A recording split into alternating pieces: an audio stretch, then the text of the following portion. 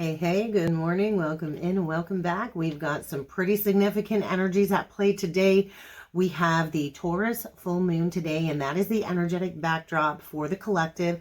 If you're new to the channel, hit that subscribe button down below. My name is Laura. I'm a twin flame coach, guide, channeler, and astrologer, and we are going to dissect this Taurian full moon, and then we are going to go deeper in with some cards and messages from spirit. And so we've got this Taurus full moon happening at 13 degrees 22, and so there's this completion energy. There's this cyclicity connected to this full moon, especially with Uranus backing into Taurus at the 29th degree this week. And so we've got this major death energy at play today. We see the sun sitting in the 12th house of spirituality, the house of karma, the house of burying the past. And we do see the full moon sitting in the 6th house, and this is connected to our day-to-day routines, our health. And so right now I feel there's change, right? There's massive change, there's release, there's transformation in the energy, there's a disillusion energy, there's a clearing, and there's a need to surrender to this transformation, right? Because this full moon is going to really reveal where the ego is still resisting a necessary ending here, because today, numerologically, the day vibrates at Karmic debt 16, the energy of the Tower. And so there's going to be a catalytic disruption is what this is feeling like, whether it's an ego collapse or revelation or a removal of a false relationship structure. This full moon is activating the closing of this cycle. And so degeneration, purification, regeneration, and renewed embodiment. And so the metaphysical energies connected to this Taurian full moon really are serving, I want to say, as an initiation into a higher Gnostic revelation, right? So first we tap into the conscious mind, and this is where we go through the physical dismantling. We have choices here to make, and we go through a material restructuring. And then we level up into the subconscious realms, which is the symbolic awakening through this psychic purging. And we receive insights through dreams and synchronicities. And then we level up to the 3rd level of the superconscious revelations. And then this is the union energy, the union of the higher truth with the divine, the truth seeing energy. And this is where we reclaim back our spiritual authority. So when we're dealing with the Taurus Scorpio axis like we are, this polarity is actually very demanding, especially when it comes to the embodiment of the inner spiritual truth with the sun in the 12th house and the release of any attachment to external security with the 6th house. And so there's a full internal integration, it feels like, of sovereignty with this full moon. And so true regeneration only occurs when we release the psyche patterns of clinging, scarcity mindset, I feel, is another big one. We're being asked to release emotional stagnation and karmic enmeshment, okay? And so there's likely going to be a sudden revelation that's going to bring forward a very significant emotional shock under the full moon today. And there's going to be an ending when it comes to relationships or old soul contracts or even an energetic agreement here. And it's to disrupt us out of our comfort zone, especially connected to our day-to-day patterns, maybe financial patterns, spiritual patterns. And I feel this massive awakening to some type of deception, whether it's self-deception or an illusion that another person has created in your reality. And we're going to purify all of these attachment-based love dynamics. And so this is where we kind of liberate ourselves from this ancestral and karmic obligation, because the twins do come here to clear ancestor karma, and we rebirth our inner worth, right? Because Taurus is the sign of worth and value, and it naturally rules the 2nd house. And so when we look at this full moon, with the full moon in the 6th house, there is an illumination or a focus on health. First off, health, habits, right? Because the 6th house is our day-to-day habits, and it is our path to service. So something here is going to need to be purified when it comes to grounding in a higher level of spiritual hygiene, okay? And so you might be purging through illness, right? Health purging. You might be fatigued. You might feel like you're emotionally overloaded under this full moon because it's asking us to restructure our routines, right? And because Taurus is a very fixed energy, I know all about it. You can get really stuck in that routine, and at times it serves us and at other times it doesn't, right? And so there could be a new service contract being activated or an old service contract being dissolved in order to reorient the path. Sun in Scorpio in the 12th house screams spiritual awakening, spiritual revelation. There could be an unforeseen sudden event connected to a love affair here is what I'm feeling. And I feel there's going to be like a karmic release or a shadow exposure here, a psychic detox, okay? And there's going to be psychological blind spots with this full moon collectively when it comes to all of these hidden motivations coming to light, whether they're your own hidden motivations or somebody else's hidden motivations. There's going to be suppressed truth boiling to the surface connected to intimacy. And this is where, so oftentimes as twin flames, we can get caught up in relationship entanglement because of suppressed truth. And so we also see this lunation in a trine to the South Node in Virgo, sitting in the 10th house. So this is pretty significant because I do feel the death with the Emperor energy and the Fool with the Emperor energy. So I feel this is like the death of an outdated public identity, right? Because the 10th house is our public image. There could be a public image here collapsing. And I do feel this is connected to the divine masculine shadow expression. And I feel like duty roles, performative ego structures, perfectionistic structures. There could be public exposure or embarrassment that's going to trigger soul humility. And this is going to be the release of those societal expectation roles. For the divine feminine, I really feel the feminine is witnessing the karmic masculine dismantling, right? And she's no longer going to rescue the masculine, right? And this is the full moon, I feel, where the feminine reclaims back her sovereignty from any external validation or any external titles. With the sextile to the North Node in Pisces sitting in the 4th house, this is the pathway to surrender. And so this is really the masculine stepping into emotional truth connected to a long-standing ancestral program, maybe of duty or martyrdom or control is another thing coming through. And he's going to have to choose heart over a false sense of legacy. He's being asked to choose his soul's calling over reputation that he's built in a false sense of security. And for the feminine, this is a feminine returning to home, returning to the inner divine, returning to emotional safety that we create within. And this is really where the feminine is being asked to nourish herself, right? And so we also see this full moon in a semi-square to Neptune retrograde at that 29th degree in Pisces, 29 degrees 42. So 29 is the completion, it's the culmination, it's the karmic dissolving, it's a culmination degree, it's the anaretic degree. And it's a dissolving of an illusion-based romantic contract, whether it's a family enmeshment, whether it's patterns, codependent dynamics, or a soul contract based on sacrifice over the illusion of control. We see this trine the anti-vertex in the 2nd house and sextile the vertex in the 8th house. So once again, self-worth, self-value versus shared resources and intimacy. And so there's going to be a fated clearing connected to self-worth under the full moon, and where we distort our self-worth or have an attachment to a materialistic identity, right? And so the masculine, I feel, is having a realization of the emotional security that he uses to fill the void as a substitute of this emotional truth. And so I feel there's going to be an ego collapse around status for the divine masculine. And because a lot of the masculines hold on to possessions as a form of control. And the feminine, I feel, is really being called to anchor into her worth internally. So no longer seeking safety through any external timeline or validation from any masculine outside of you. And collectively, I feel the twin flames are going through a process where the masculine is collapsing the old structures, the old identities. There's an ego death here, I feel, for sure, with the divine masculine connected to either family, career, or financial image. And this is the process, I want to say, of awakening through humility. And so I do feel there's like a loss here or a setback for the masculine.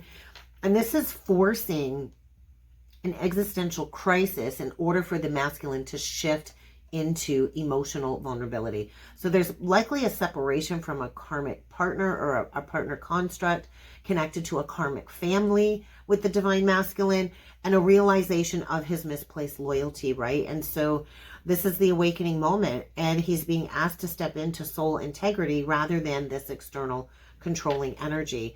And I feel this full moon is the culmination of the divine feminine rebirth. It really feels like that. The closing of a 7-year cycle, the stepping into the embodiment of spiritual sovereignty, and completion of the emotional alchemy cycle that the feminine goes through as part of her awakening. And so when we release the attachment to the masculine or to a timeline or to a choice, then we can fully step into the inner embodiment of all of this Venusian worth of the Taurian qualities and the devotion to self. 11:11 on the timer when I looked up. And so I feel the feminine is opening up to a whole new timeline with this full moon as she aligns with her highest soul frequency. And this is where the feminine, I want to say, begins to finally receive. And so there's a birthing of a new inner foundation for the feminine, and it's going to be rooted in self-love. It's going to be rooted in devotion to her path and embodied spiritual strength, okay? And so this full moon is asking us all to collectively shift our frequency by confronting our patterns of sacrifice. Where do you sacrifice yourself for approval external to you? Because when we create illusions of safety in a cycle of familiarity, then we attach to this comfort over truth.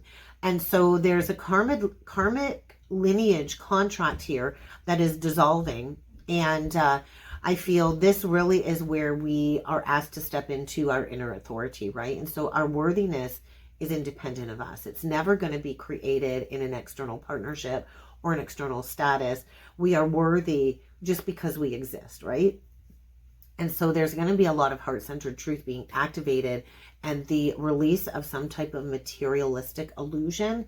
And this is how we kind of anchor in this pure union frequency. And so we're at a point, I feel, where we are being asked to resurrect ourselves. And so in order to move into authentic union consciousness, we have to clear all of the old ancestral karma, the old material attachments, and the old ego identity structures. And then we can rise, right? We're being asked to rise in that truth and to really own our inner worth under this full moon in Taurus. And so pretty significant shifts are taking place. If you are curious about astrology, if you are new to astrology and you would like to learn a little bit more about your own personal birth chart, I do have a free guide to the basics of your birth chart. All you have to do is comment free guide down below and I will send you the link to download the basics of understanding your birth chart. It might help you follow along a little bit better during the astrology portion of my readings. And I also have recently launched a monthly astrology membership. This is in a group class setting online. The first 2 Wednesdays of every month, we dig into lessons. This Wednesday, we are talking about Mercury, Venus, and Mars, our personal planets, and how they affect us, our worth, our communication, our values, how we take action. Each week, we are going to dig deeper and deeper into the foundation of the birth chart, and then we're going to start applying this into our day-to-day life with what's happening up there in the cosmos. So go check out the astrology membership. It's a great place to learn for a fraction of the one-on-one coaching that I do offer. If you want one-on-one coaching, I do have a link down below for you to go to my webpage and access that as well. But with that being said, let's jump in with some cards. Let's see what the cards have to say today for the Taurus full moon.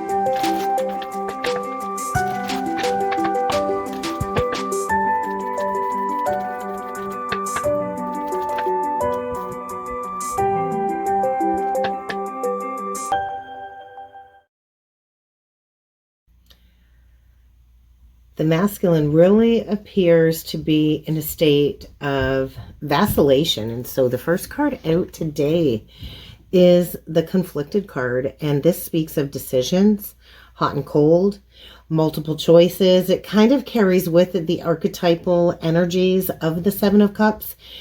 And there's an illusion here, I want to say, of options. I also feel an underlying emotional volatility here. The masculine, I feel, has been toggling between choices or multiple people, or there could be a toggling between perceptions and emotional responses.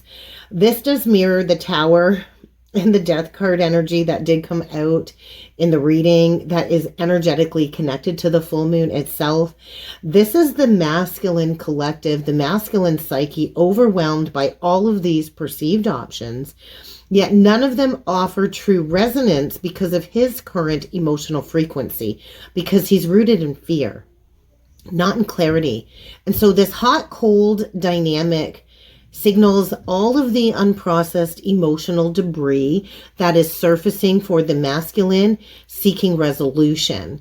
And I do feel this is where the masculine is sitting at a karmic crossroads, and he's in analysis paralysis, decision paralysis, and this full moon is forcing the dismantling of the fantasy or the illusion. And so the illusion of choice, I feel, is what is collapsing, and truth is going to compel some action here.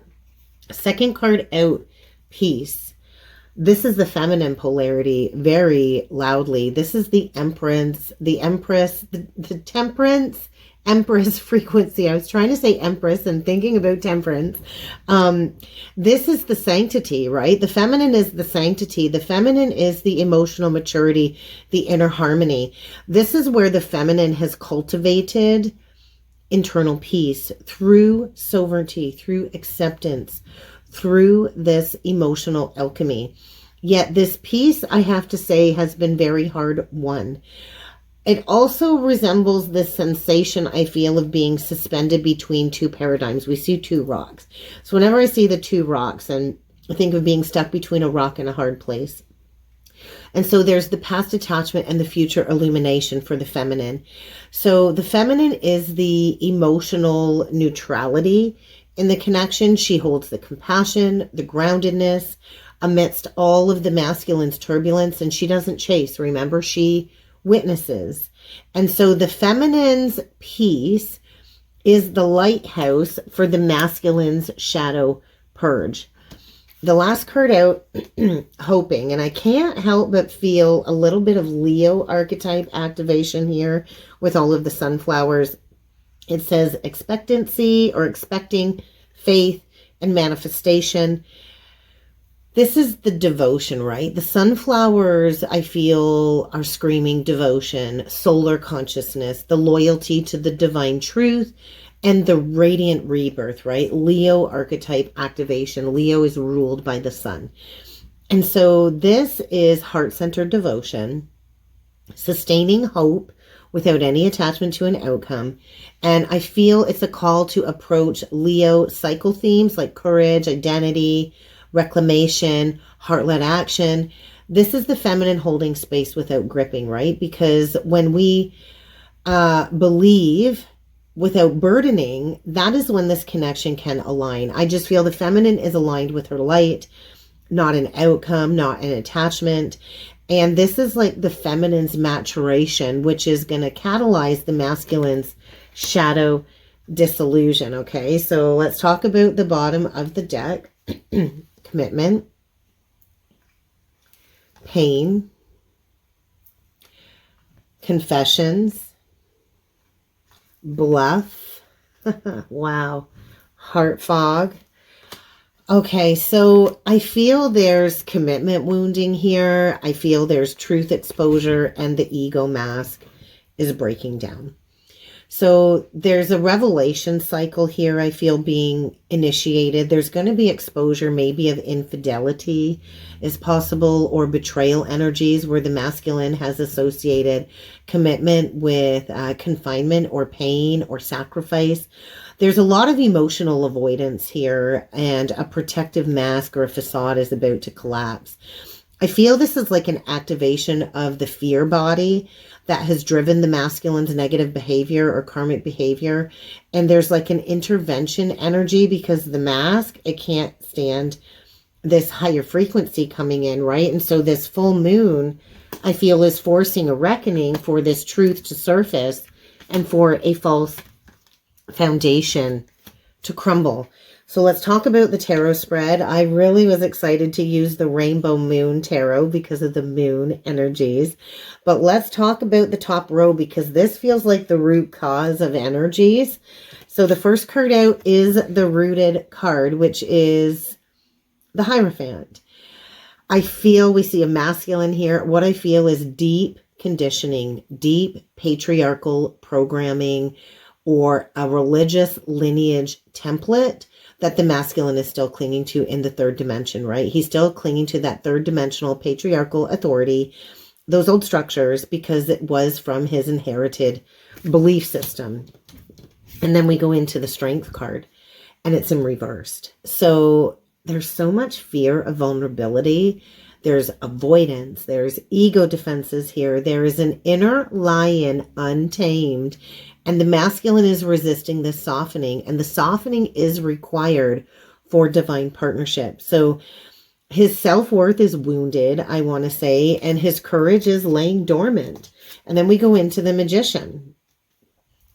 So potential here is present, but it's like he's misdirecting it, right?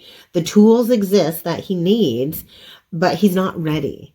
So there's hesitation, I feel. There's lack of self-trust, and there's avoidance of this responsibility surrounding the masculine. And so the masculine spiritually is equipped, yet he's psychologically unprepared.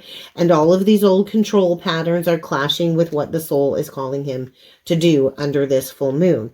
The middle row is the collapse, right? It's the collapse. It's the transmutation, because boom, there we got it, the Tower, and we got the Death card. And so this is the ego implosion. This is an identity crisis. This is the forced truth coming forward as a reckoning. And all of the structures built on fear are burning down to the ground, like the house is on fire. This is the death. This is the metamorphosis with the Death card. This is the ego death. This is the karmic purge. It's the central energy of the reading. And the full moon is at 13 degrees. And so this is the past self-dissolving. This is the emotional excavation. And it truly is victory, right? But the victory will come through surrender. We're kind of at this spiritual milestone on the twin flame journey, and recognition is earned through endurance. We've got to walk through the shadow fire, right? And so there's destruction preceding this rebirth. I feel the masculine psyche is being dismantled in order to be rebuilt in truth. And so the feminine's role is to not intervene, just to bear witness, okay? The bottom row is the past life wounding and the emotional purge. That's loud. 6 of Cups reversed.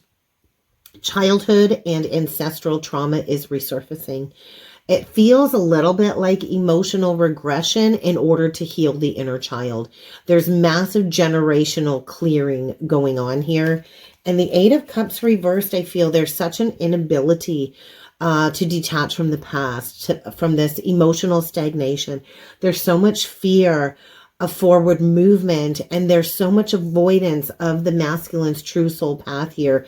And this is leading to that rock bottom moment with the 10 of daggers or the 10 of swords to the 5 of wands. So much internal chaos is what this feels like. Ego defeat, external conflicts around the masculine are going to reflect his own internal battle. This suffering is reaching a saturation point. This is a total collapse. That's exactly what this is. This is a total, utter collapse.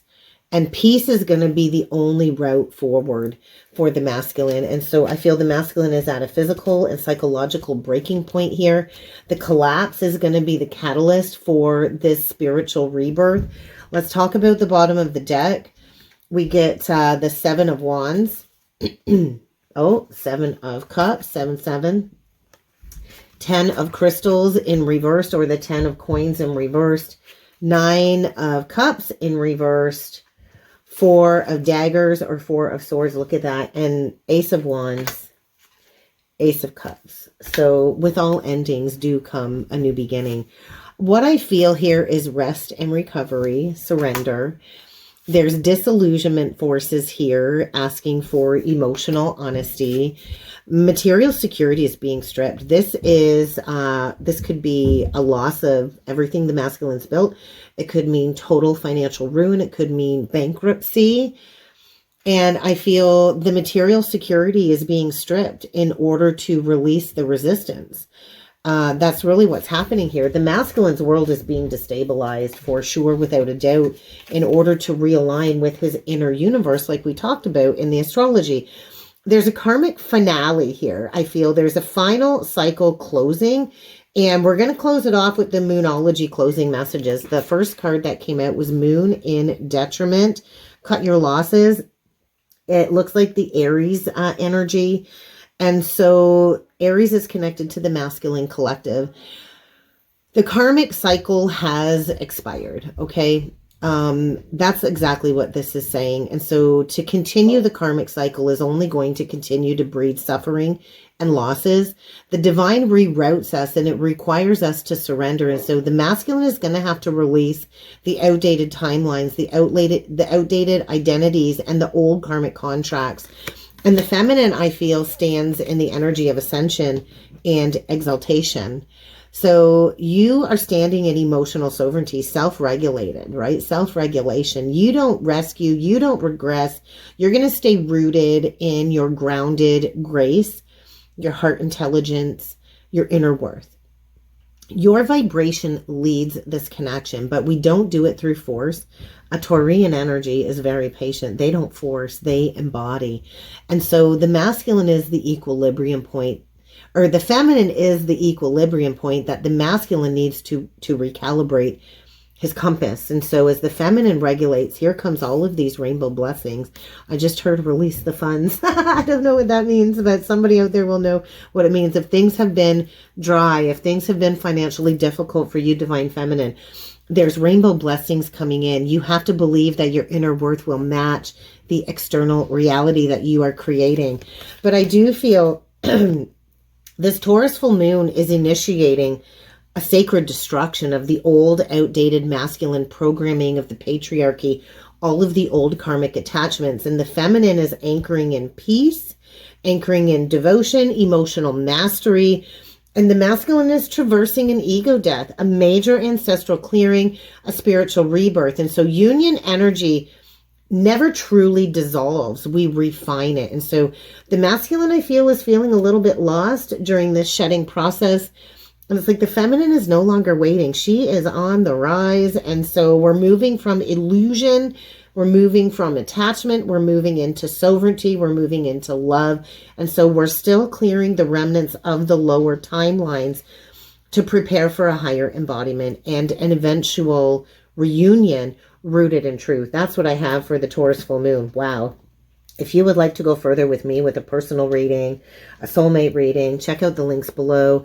Also, remember to go check out the astrology membership. I'd love to have you join us over in the soul-led community. I wish you all luck under this Taurus full moon, everyone, and I will see you all again tomorrow.